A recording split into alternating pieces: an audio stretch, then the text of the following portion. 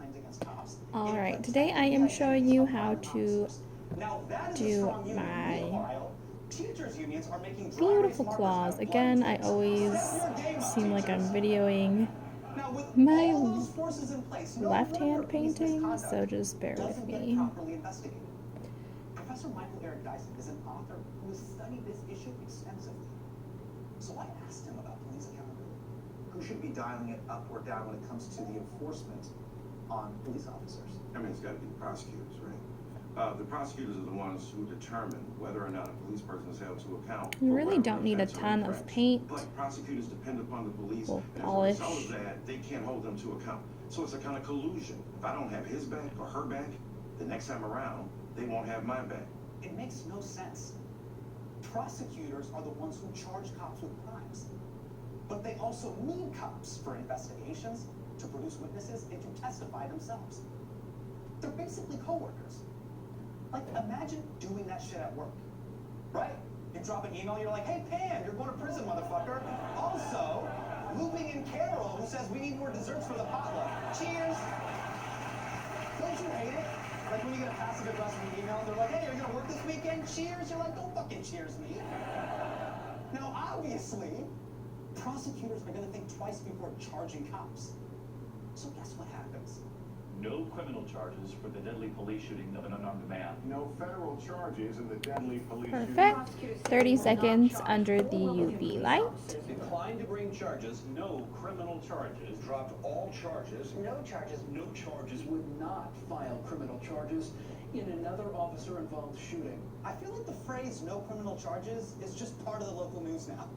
They're like, welcome to WPXI, Channel 11. I'm going to be You're on for no using criminal charges. Golden Down the hell with weather and no criminal charges. Golden Let's get Sahara Frank on Star. sports. Frank, you charged up about the LA Chargers and no Again, criminal it's charges? always the D&D Daisy.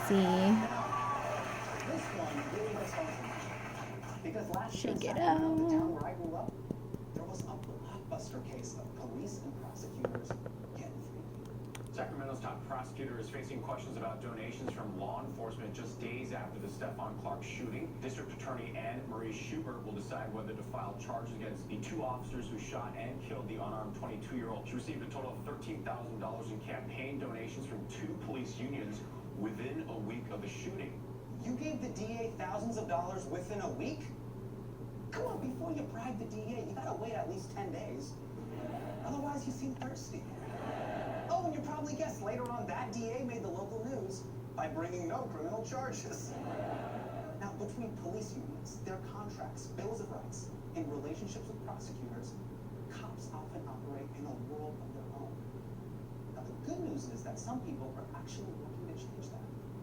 Just this year, in the wake of Philando Castile's death, the city of Minneapolis banned warrior training. Remember Big Tyler?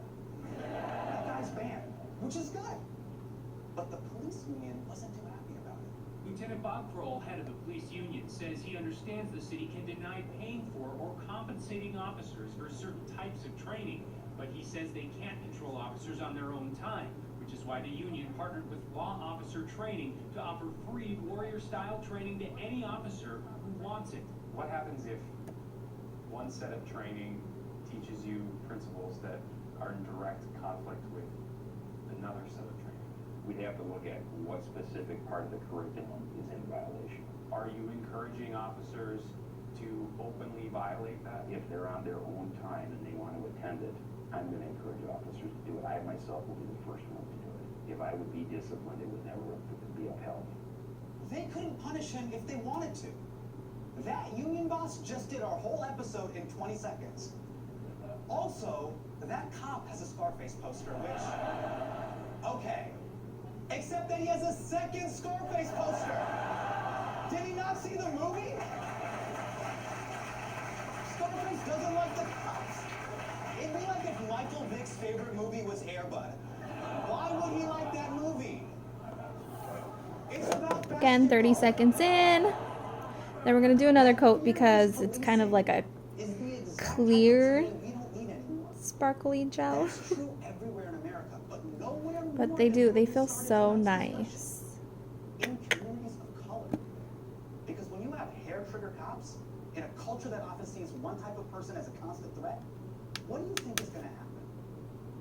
Well, down in Ferguson, the Justice Department answered that question.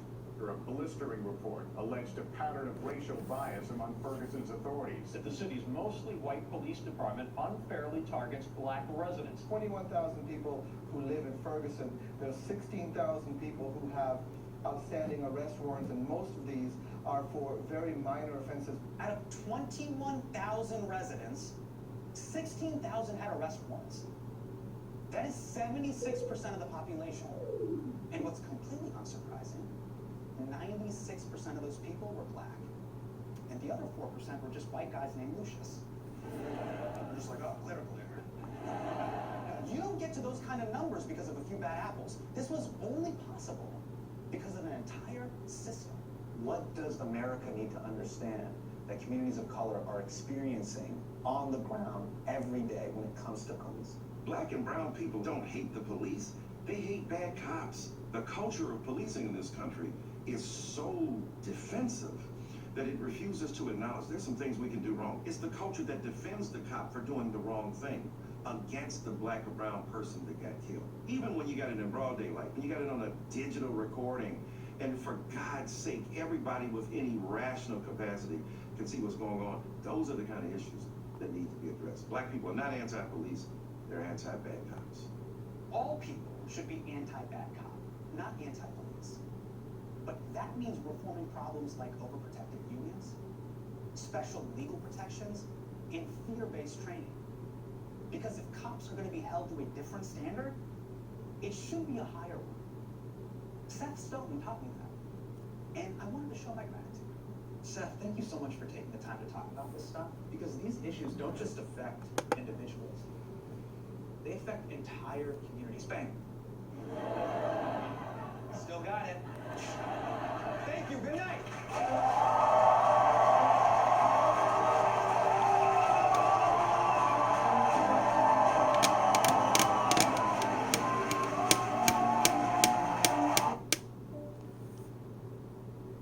Here's my opinion, Mr. Prime Minister. I would say this. As far as major world leaders go, you've got significant clout. Let's give it an extra 10 Go with you. seconds. There's a lot of the looks. In comparison to some of these world leaders, there are some straight uncles walking around. We got some uggos. They don't carry themselves like you. A lot of them remind me of my friend's dads. So I'm gonna show Getting you some photos. We're close. playing a game here. Okay. You have to tell me, is this a world leader or is this my friend's dad? World leader or my friend's dad?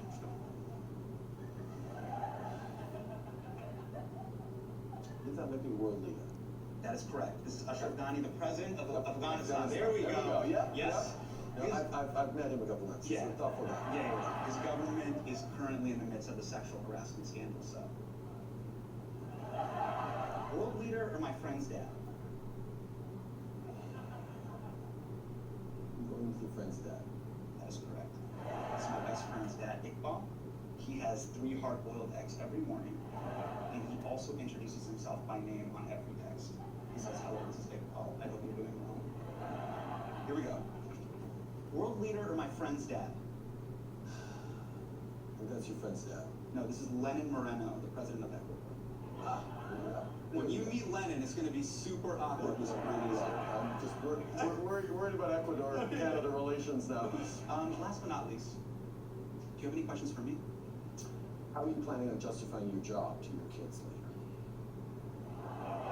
Did you talk to my dad before this interview?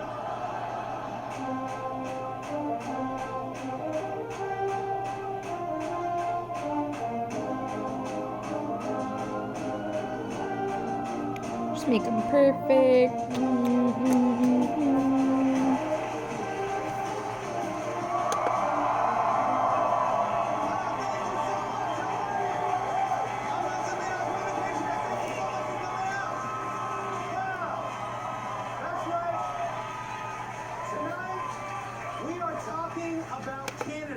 I'm gonna do 60 on this just because I made it a little thicker because I just want it to stay.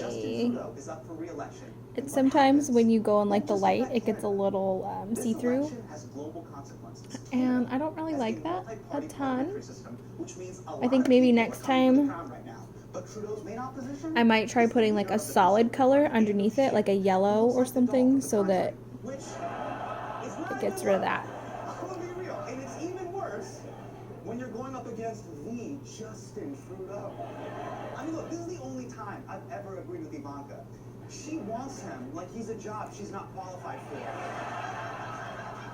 And it's a family affair. Did you guys see what happened at the G7? That Trudeau magic hit Melania. She's looking at him and she's just like, I hear you accept refugees. By the way, they sees we love him too. You know what it is? He gets us.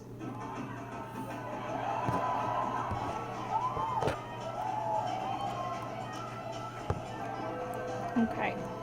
Gonna hit it with the top coat. That last guy wasn't Trudeau, but you believed it. I saw you guys. You were like, oh yeah. I guess he can sing Afghan love ballads. He's pretty worthy. Now it makes sense why the world has fawned over Trudeau. He's not just handsome, he's political royalty. This dude's dad was prime minister back in the day, and it's not fair. Canada got a Calvin Klein model for a leader. Meanwhile, we got a dumpy sexual predator who looks directly at solar eclipses. Now, Trudeau made it a point to have a gender-balanced cabinet. He's welcomed over 100,000 refugees to Canada with open arms. His economic policies have helped lift more than 2% of Canada's population out of poverty. And most importantly, he made climate change one of his signature issues, even calling for the Paris Agreement to be more aggressive. He was the dream politician for the left.